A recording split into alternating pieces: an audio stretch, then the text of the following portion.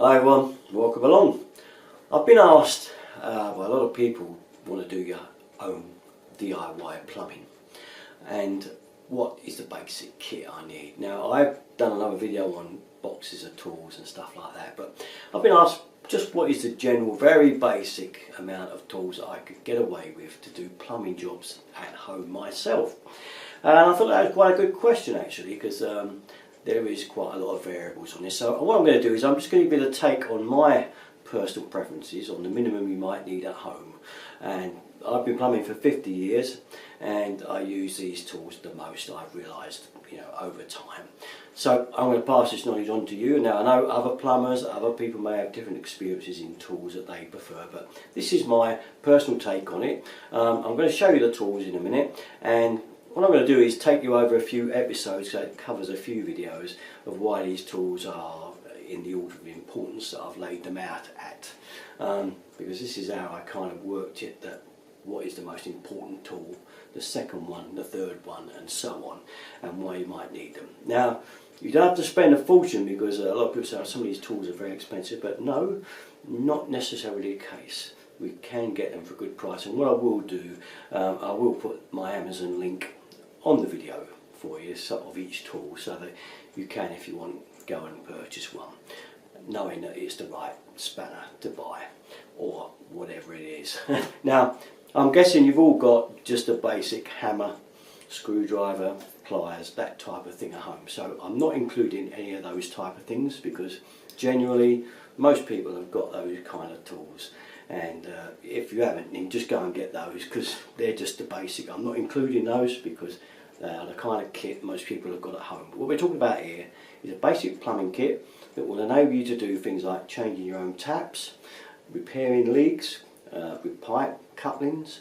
We're talking about maybe taking a rad off the wall and decorating behind, radiator valves leaking, the kind of jobs that you see all the time. Your ball valve may be overflowing from your toilet, would you've got enough tools to change the valve, so and so. Well, these basic tools I've laid out here, and I've laid out 8, but you don't need 8. You could probably get away with 7 of them, or even 6 actually if I count them rightly, but I've laid out 8 because these are the ones that you would need for most little jobs at home. Okay, the least popular one I'll put at the very end, because you may never need that one, but without further ado, let's take a look at them.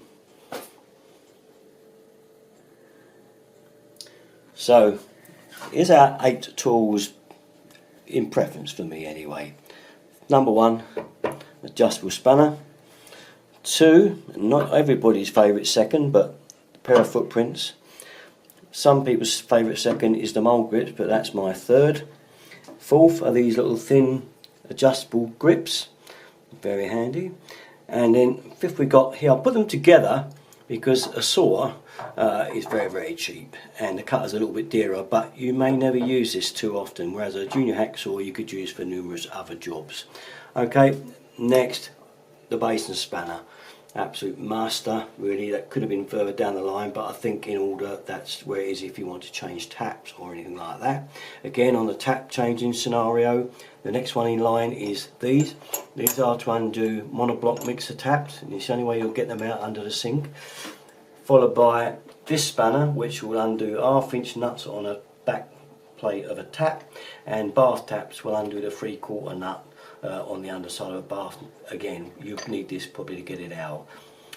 Very last of all, and I put this on as an extra, and it's because some people are still getting a lot of block waste problems, and you can obviously still get the good old plunger, but this thing, it uses air pressure and it's not that expensive, and if you're constantly suffering from blocks and things, this is quite a handy tool. You can always hire it out to people and get your money back on it, but it's still not that expensive.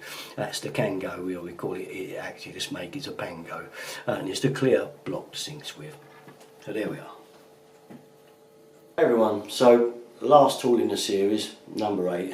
I won't bore you any more of these, honestly. There's loads of tools I could go through, because after this it goes to things like pipe benders and springs and soldering and blow lamps, but I'm not going into that region because you start moving into the professional plumber side, and that's the kind of side I'm leaving out, because this is just about being able to do a little bit of plumbing at home. And the reason this last one is on here is because a lot of people keep getting blocked up sinks and they want easy ways of clearing it, especially if you live in flats and such, where all your drains go together and you keep finding you're getting a block or something.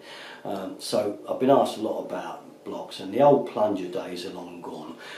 They never really brought enough pressure to clear it, so I'm going to show you a little tool here that's not too expensive. It won't be this model that I'll show on my YouTube link, Amazon link, but it will be one equivalent.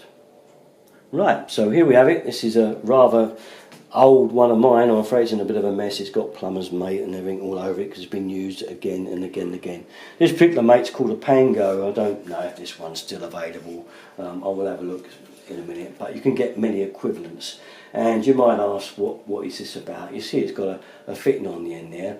This can come off and be turned around the other way for base and waste. This one's for a bar, sink and bath. And you can get a really big one as well that fits over there, that will do a toilet pan even. But if you want to do a basin, you just turn it and flick it round that way and put it on there. But you just basically put the plunger bit on the end, just a rubber push fit, and I say you'll get one for a drain as well, a 4-inch one. But primarily, why do I suggest this?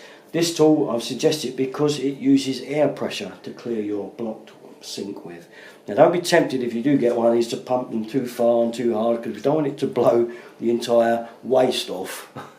If you pump this about 20 times, believe me, it'll give so much pressure you'll blow all your waste to pieces. Now we don't want that to happen, so don't give it any more than about 3 or 4 pumps, or 6 at the most, and it will be enough pressure in most instances to blow your waste out. So I'll take it over to the sink now and just show you it. Right then, so we're going to move over to our sink, and I'm going to run some water in the sink, and we'll pretend it's blocked up, shall we? Bubbling around there, and it's not going away. Clear any debris away that may be in the actual rows. Okay, make sure it's nice and clear. Now there'll be an overflow pipe somewhere. It may be on the side of your sink, it might be on the back. But you've got to put your hand over that, or put a plug of some sort over it, because when you go to blow it, it will try to back up there and blow out and lose your pressure. I use this bit of an old fitting with plumber's mate in it, which I've used for years, so I kind of just stick over like that. Okay.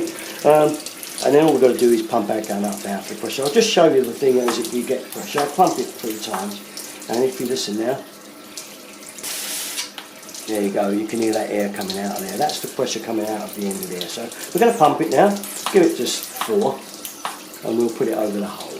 So, get the pressure gun over the sink, and pull the trigger, and that's it. You see that bubble? That's the air coming back up. We compress some air down there, so that's why we've got some air coming back up. That's the air pushed down there from the gun.